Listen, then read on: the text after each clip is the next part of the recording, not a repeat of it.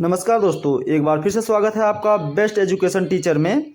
मैं एक बार फिर से आपके लिए लेकर आ गया हूँ नया चैप्टर। आज का जो चैप्टर है वो हड़प्पा सभ्यता अर्थात सिंधु सभ्यता से रिलेटेड है। इंडस वैली सभ्यता अर्थात सिंधु सभ्यता, जिसमें आपको वहाँ के बारे में प्राप्त हुई वस्तुओं के बारे में बताया जाएगा, जैसे बैल के जो अवशेष मिले हुए हैं हमें। उसके बाद दुशाला ओढ़े जो हमें योगी की मूर्ति है, वो योगी की मूर्ति जो ये आप देख रहे हैं इसके बारे में मिलेगा देखने को। उसके बाद आपके यहाँ पे ईंटों की जो मकानें मिली हैं वो देखने को मिलेगा।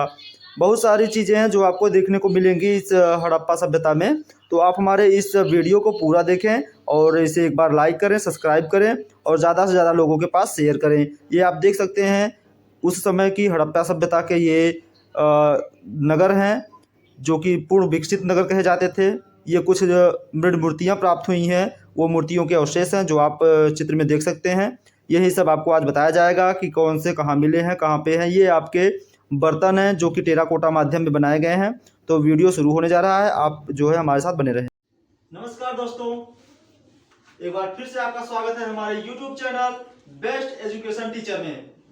मैं आपका दोस्त, आपका साथी आपसे अनुरोध करता हूं, आप एक बार फिर से हमारे इस चैनल को लाइक कर दें, सब्सक्राइब कर दें और ज्यादा से ज्यादा लोगों के पास शेयर कर दें। अभी तक हमने क्या था, प्रागैतिहासिक गुफाओं, प्रागैतिहासिक शिला चित्रों के बारे में पढ़ा। कौन कौन सी गुफाएं हैं भारत की प्रागैतिहासिक, विश्व की प्रागैतिहासिक, जितनी भी गुफाएं हैं जो कि हमारे टीजीटी से संबंधित क्वेश्चन जहां से बनते हैं, सिर्फ उसको हम लोगों ने पढ़ा। गुफाएं तो बहुत सारी हैं, लेकिन हम और गुफाओं के बारे में नहीं जाते क्योंकि हमें फालतू चीजें नहीं पढ़नी है। हमें वो पढ़ना है जो हमारे सिलेबस में आएगा, जहां से क्वेश्चन आज तक बने हुए हैं उनको हम पढ़ रहे हैं। इसके बाद अब हम जो चलेंगे वो चलेंगे, आपने एक सभ्यता का नाम सुना होगा, हड़प्पा और मोहनजोदड़ो की सभ्यता। हड़प्पा और मोहनजोदड़ो की सभ्यता। तो ये जो सभ्यता है हड़प्पा और मोहनजोदड़ो की, इसे हम सिंधु सभ्यता कहते हैं। क्या कहते हैं? सिंधु सभ्यता अर्थात इंडस वैली सभ्यता। इसे हम कहते हैं सिंधु सभ्यता या इंडस वैली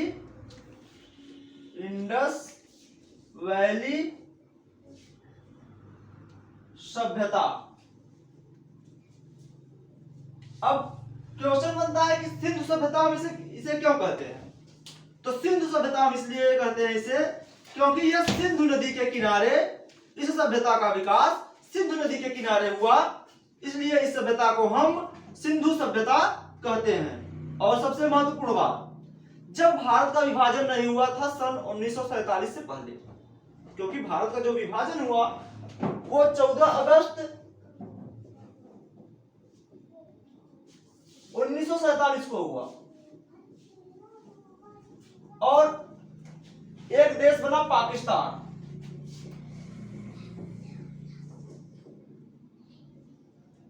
भारत को तोड़ करके 14 अगस्त 1947 को एक देश बनाया गया पाकिस्तान, और 15 अगस्त को भारत को स्वतंत्रता मिली। 15 अगस्त को अंग्रेजों से भारत को स्वतंत्रता मिली। तो 14 अगस्त को पाकिस्तान अपना स्वतंत्रता दिवस मनाता है और 15 अगस्त को हमारा देश भारत अपना स्वतंत्रता दिवस मनाता है। तो मेरे कहने का मतलब यह था कि जब तक पाकिस्तान का भारत से विभाजन नहीं हुआ था तब तक हम कहते थे कि हड़प्पा और मोहनजोदड़ो की सभ्यता क्या थी? भारत की सभ्यता थी। लेकिन जब भारत का पाकिस्तान से अलगाव हुआ तो जो मोहनजोदड़ो और हड़प्पा की सभ्यता का जो हिस्सा है वो पाकिस्तान के क्षेत्र में पड़ गया। तो जो प्रेजेंट टाइम में है, वर्तमान स्थिति जो है, यह सिंधु सभ्यता अर्थात इंडस वैली सभ्यता पाकिस्तान के सिंध प्रांत और लड़काना एक प्रांत है, लड़काना, वहां पे, और मोंटगोमरी, इन स्थानों पर हड़प्पा और मोहनजोदड़ो के अवशेष जो हैं वो पाए जाते हैं। तो हड़प्पा और मोहनजोदड़ो आपके लिए काफी महत्वपूर्ण है क्योंकि हड़प्पा और मोहनजोदड़ो से कुछ ऐसे हमें चित्र मिले, ऐसे अवशेष मिले हैं जो कि हमारे यूपी टीजीटी के क्वेश्चन के लिए काफी महत्वपूर्ण होते हैं। जैसे आपका एक आ जाता है कि नारी मृद मूर्तियां, अर्थात नारी की जो मिट्टी की मूर्तियां बनी है वो कहां से मिली है।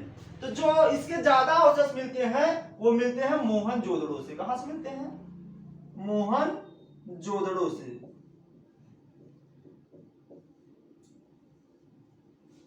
एक क्वेश्चन और बनता है कि मोहनजोदड़ो और हड़प्पा ये दोनों एक ऐसे क्षेत्र थे जो कि पूर्ण विकसित थे। क्या थे?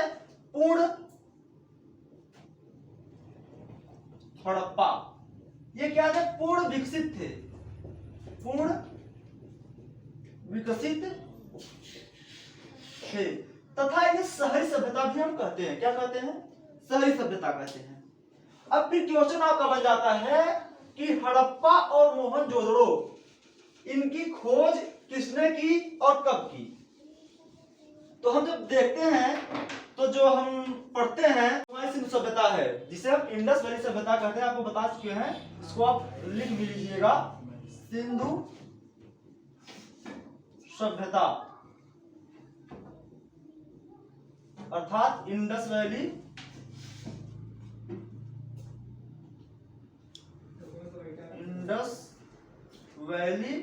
सभ्यता। यह भी एक कांस्य युगीन सभ्यता है। क्या है? कांस्य युगीन सभ्यता है। मैंने मेसोपोटामिया में बताया था, इसके समकालीन थी मेसोपोटामिया की सभ्यता।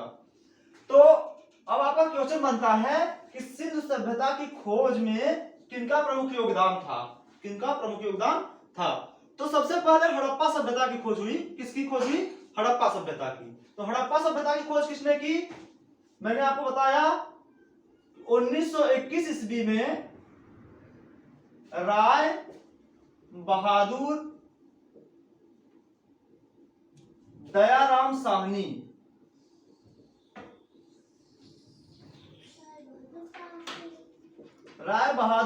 साहनी और माधव स्वरूप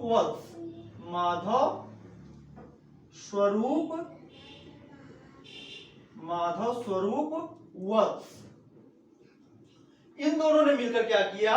सन 1921 ईस्वी में हड़प्पा सभ्यता की खोज की।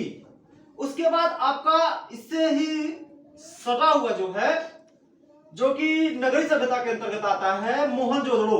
तो मोहनजोदड़ो का जो खोज हुआ, मोहनजोदड़ो की जो खोज की गई सन 1922 ईस्वी में, सन 1922 ईस्वी में राखल दास बनर्जी। अब याद रखिएगा ये हड़प्पा की है। क्या है? हड़प्पा की खोज 1921 में राय बहादुर दयाराम साहनी और मोहनजोदड़ो की खोज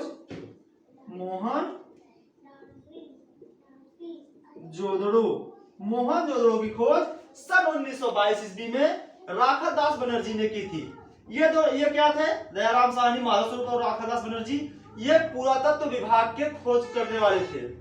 अब जो आप भारत में पुरातत्व विभाग स्थापित किया गया था उसके निदेशक कौन थे? किनके अगुवाई में इन लोगों ने ये खोज किया था? ये भी आपके लिए जानना बहुत जरूरी है।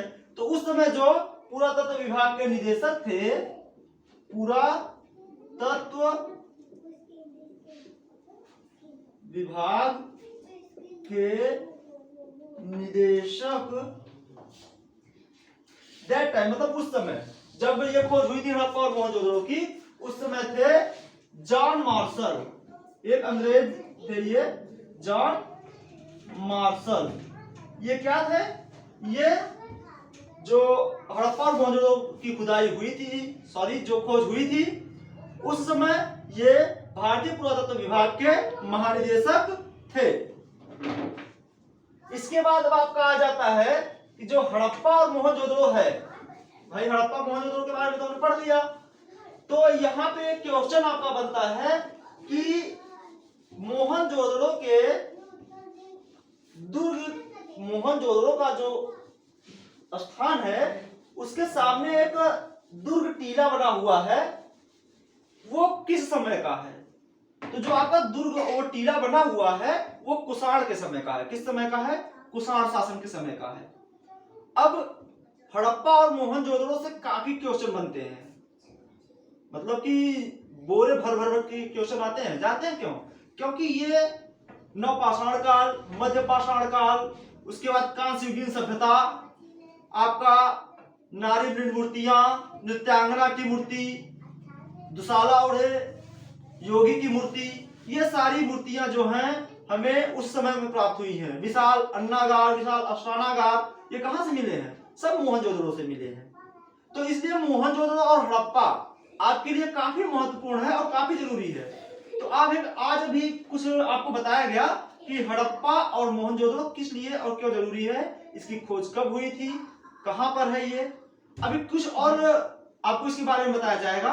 तो आप वीडियो पूरी तरह से देखा करें, इसको स्काइप ना किया करें, क्योंकि आप अगर स्काइप करते हैं तो कुछ महत्वपूर्ण क्वेश्चन आपके छूट जाते हैं। तो हम आपसे फिर से एक बार रिक्वेस्ट करेंगे कि आप चैनल को जब भी देखें तो ज्यादा से ज्यादा लोगों के पास शेयर करें, क्योंकि फ्री ऑफ कॉस्ट में चला रहा हूं और आप लोगों के लिए चला रहा हूं, जिससे कि जो बच्चे पढ़ नहीं पाते, जिनके पास सुविधाएं उपलब्ध नहीं हो पाती, वो उस क्लास को करके अगर उनका कुछ भला हो जाता है तो उनकी तरफ से मुझे काफी प्रेरणा मिलेगी। और मैं चाहूंगा कि और भी जो क्लासेस हैं जो मैं आप लोगों के लिए पढ़ा सकता हूं, जिनके बारे में थोड़ी बहुत मुझे जानकारी है, मैं ये नहीं कहता कि बहुत सारी जानकारी है, मुझे थोड़ी बहुत जो भी मुझे जानकारी है वो मैं आप लोगों के सामने लेके आना चाहता हूं। तो आप प्लीज हमारे इस चैनल को एक बार लाइक कर दें, सब्सक्राइब कर दें और ज्यादा से ज्यादा लोगों के पास शेयर कर दें। जय Hind. Best education teacher channel को एक बार आप लाइक कर दें और ज़्यादा से ज़्यादा लोग सब्सक्राइब करें और ज़्यादा से ज़्यादा लोगों के पास शेयर करें।